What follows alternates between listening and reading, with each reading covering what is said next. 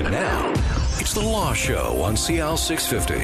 A comprehensive look at everything you need to know about the law. Now, here's Sterling Fox. Well, good morning and welcome to The Law Show here on CIL 650. Nice to have you with us today. On the program today, we're going to talk, we're going to talk about a lot of summer tips and summer activities. Our guests are Vancouver personal injury lawyers from Murphy Batista LLP downtown. Our guests are Joe Murphy, QC, one of the founding partners, and lawyer Derek Ma is also with us. Good morning, gentlemen. Good morning. Good morning, Sterling. Tell us a little bit about the Murphy Batista story. This goes back to the 80s, Joe, and you and the other Joe, Mr. Batista, as two young guys decided to, forge a new business at a time when that was not easily done. Sterling, the time was January 1982. I remember it well, in part because the interest rates were 19%. Businesses were closing, no businesses were opening, but Joe Batista and I, with two secretaries in tow, set up the firm. We rented two offices and two secretarial bays from a larger law firm in downtown Vancouver, and we set up our philosophy and plan was not to grow, but rather to focus on doing a good job for our clients. But over time, because our client base grew and because the right people to hire came along, that we grew. The firm is now 17 lawyers and about a support staff of 60 or 65. We have a large office in downtown Vancouver. We have the entire floor of one of the office towers. We have an office recently opened in Kelowna, and we have what's called a resource center at GF Strong. So it's grown and changed since January 1982 for sure. But when you and Joe Batista started the firm back in the early 80s, you just talked about your philosophy, that you had a model in mind. So was it always about personal injury law, Joe? Was there ever going to be, we'll hit the fork in the road and we'll branch out and we'll start doing this on top of personal injury law? Or has it always been just that focus? We do personal injury and insurance law, insurance claims. Right. We do not act for insurance companies. We act against them. There are disability insurance claims. There's life insurance claims. There's property insurance claims. Your house burns down. The insurance company won't pay you. We have disability insurance claims where people can't work, but the insurance company won't pay them. Right. We do medical malpractice claims. We've done a lot of dental malpractice claims. We've had claims against various therapists for people who are hurt in the course of therapy. We've done a little bit of estate litigation, but that's been a very, very small part of the practice. But that's essentially who we are and what we do. Right, and it's all, as you mentioned, the client base has grown, so by reputation, so has the firm, and more people kept coming to you with cases that maybe were a little outside of what you had originally planned to focus on, but they were cases that needed to be acted upon. Yes. And when we get a person approaching us with something that we don't handle, we give them the name of two or three other firms that they should go and talk to, because those firms do that kind of work. Company work, real estate work, divorce work, those are all people who we send out to other firms who do that. Right. And Derek Ma, nice to have you back with us, by the way. Your background, before becoming a lawyer, you were a physiotherapist, and a pretty good one at that. What caused you to change your mind, to take a real career change? You were a grown-up by that point, and it's quite a significant change. And you managed to make the physiotherapy work for you because you continued that while you were taking law school, correct? That's all true. And I don't have a good answer about why I made the change. It was something that I decided to write the LSAT, see how I did. I applied for law school, I got in, and at that point I had to make a real decision about whether I was going to leave my job as a physiotherapist and then go back to law school, and I decided it couldn't hurt to do it. I'm glad I made the change. I think both of them work very well together for me, especially in this area of practice. It's just made me very comfortable in it. And like a lot of your colleagues who have joined the Joes, Murphy and Batista, since the firm began, you come to the firm with experience having worked for the other side, if you will. You've acted on behalf of insurance companies in the past. Yeah, so I did 2 years just doing defense work, and that would be defending any personal injury claims. It would be for ICBC or any of the private insurance companies. And I think it gives you a real good insight into how insurance companies and adjusters think. Right. I would tell you they probably are more jaded than most people. and they have a right to be so because they are aware of fraud, and Right. fraud does exist. Right. So it's something that knowing how they think and what they look for gives you a real advantage being on this side now. Mm-hmm. Joe Murphy, we're here. We are in August. We've got a summer show on our plates this morning, and we're going to talk about roads and highways and at the beach and all sorts of other safety issues. So, and you were the one that brought this topic to us. So I have to ask you, on behalf of a lot of people, why would a law firm be interested in our collective safety? What's in it for you to do a show like this? Sterling, I've acted for some children with horrific injuries, and those claims often resulted in huge settlements, but the money was never enough to compensate this little person and their family for what happened to them. Right. So if we can do something that makes people more aware of safety, that they're more careful what they do, and more importantly, more careful what they have their children do, and an accident like that's avoided, then that's good for everybody. Okay, let's break this down, and if we're talking summer activities, let's start, Derek, with getting to the activity, wherever that may be. That's going to involve putting the family into the bus and heading out to wherever, the campground, the cottage, wherever that may, the lake somewhere. So let's talk about roads and highways and safety, and I guess it all starts with insurance coverage, doesn't it? Absolutely it does. You always have to make sure that you have the proper insurance coverage in place for whatever you're doing, whether it's driving across Canada or going down to the U.S. Talk to your insurance broker. Make sure you have the proper insurance in place. And that's really to protect yourself.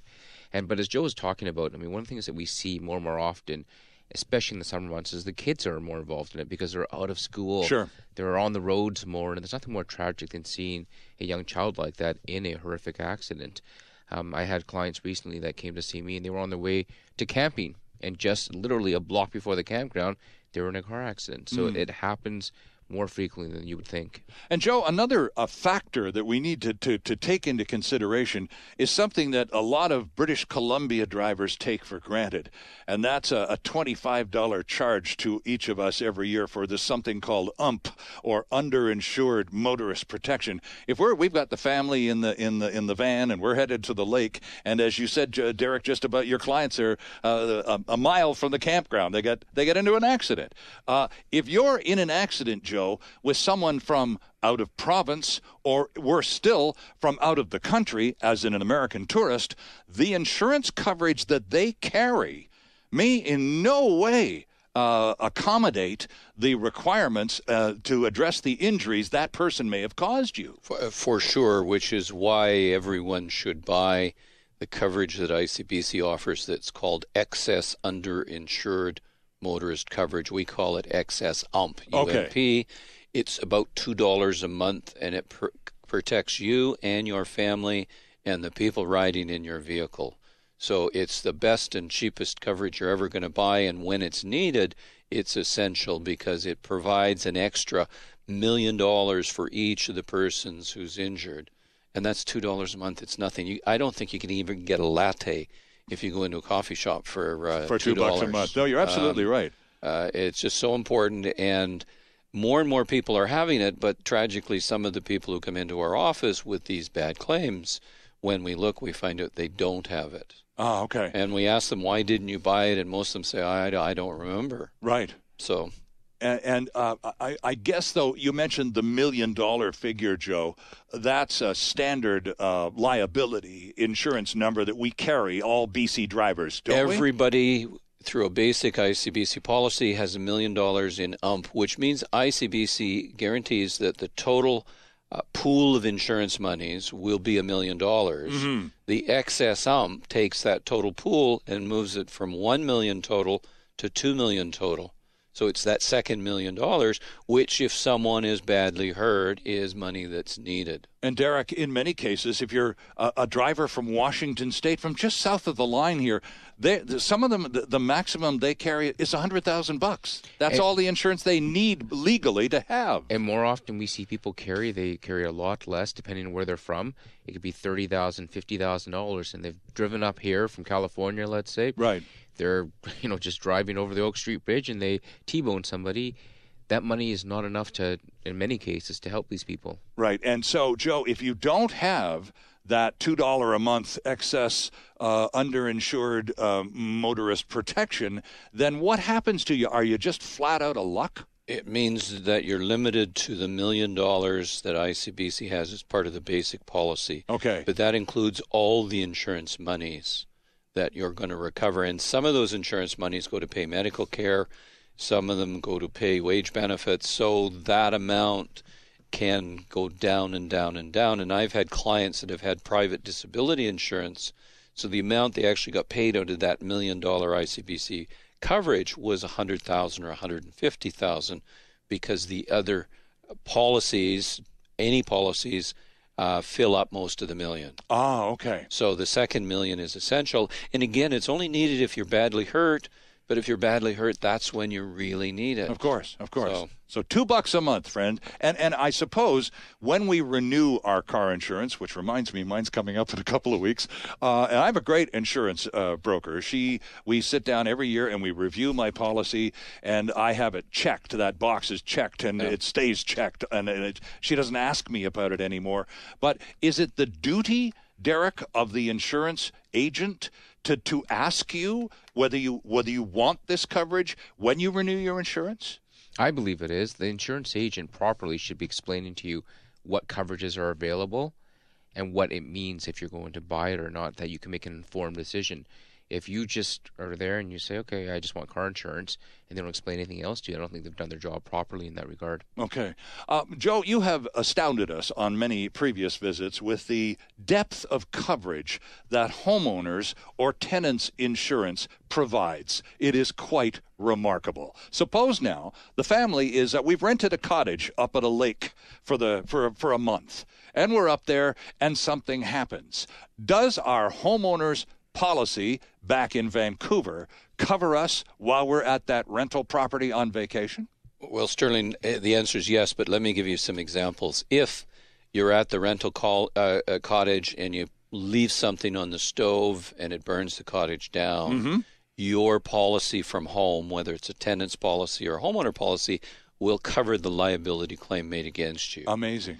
If you bowl over someone on the beach, you're not looking where you're going, you're running along, you bowl them over, they're badly hurt, your homeowner policy or tenant's policy will cover that claim. Recent instance involved a person who was standing at a beach volleyball tournament and was hit in the head by a beach volleyball hit by someone who wasn't even playing in a match. That claim of the person injured, and they were quite badly hurt, is going to be covered by the homeowner policy. So it literally covers everything except operating a motor vehicle or your work. And the key to understand is the coverage doesn't stop at your property line or at the door to your apartment. And that's the mind-boggling part of it, because you have literally caused me to think about this a lot over the months that we've been doing this, because I don't think many of us, Joe, understand the value of that homeowner's or tenant's policy beyond having somebody sue us when they slip and fall on our sidewalk. That's why we buy them, and when most of us don't even contemplate anything beyond our own address, our real estate. Exactly. They think it's the policy limited at the house or the apartment. Yeah. And in fact, it's worldwide. It's also a good reason, Sterling, for people to make sure they have lots of liability coverage when they do buy a homeowner policy or buy a tenant's policy, because there's a basic amount that is sold as part of the policy, right? But almost always you can buy more liability coverage. It costs almost nothing, and again, it's just a good idea to have it. Amazing stuff, and this is great to have you in, especially in the summertime. We're going to talk about motorcycles and boats, among other insurance matters. Our guests, Joe Murphy, QC, and Derek Ma from Murphy Battista, LLP, Vancouver Personal Injury Lawyers, online at murphybattista.com. This is The Law Show, and we're back with lots more after this. There's more of the show still ahead. This is The Law Show on CL 650.